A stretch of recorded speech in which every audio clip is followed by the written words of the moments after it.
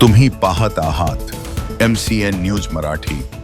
वृक्ष संवर्धन व पर्यावरण संरक्षण करणे ही काळाची गरज असल्याचे प्रतिपादन हिवरखेड ओम शांती शाखेच्या ब्रह्माकुमारी रश्मी दिदी यांनी केलं।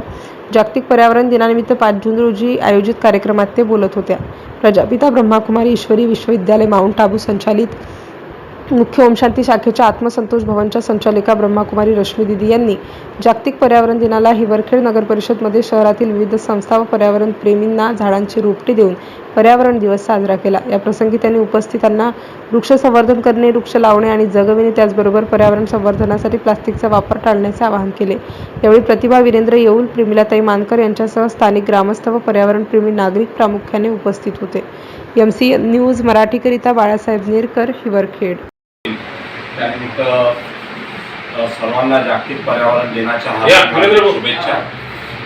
या पर्यावरण दिनाचं औचित्य साधून प्रजापिता ब्रह्मकुमारी ईश्वरीय महाविद्यालय हिवरखेडतर्फे हिवरखेड नगर परिषदेच्या उपाध्यक्षा आदरणीय प्रतिभाताई येऊन यांना दिदीने रश्मी दिदी यांनी वृक्ष भेट देऊन पर्यावरण रक्षणाचा एक संदेश दिलेला आहे।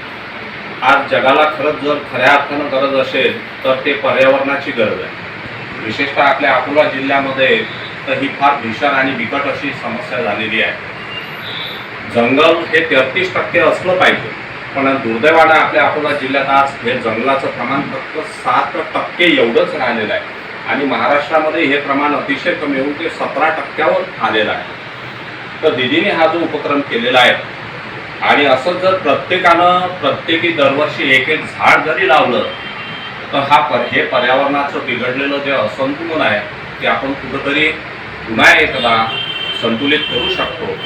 या निमित्तानं या पर्यावरण दिनी आपण सगळेजण एक असा निश्चय करूया की आपण दरवर्षी एक वृक्ष लावून त्याचं संगोपन करू।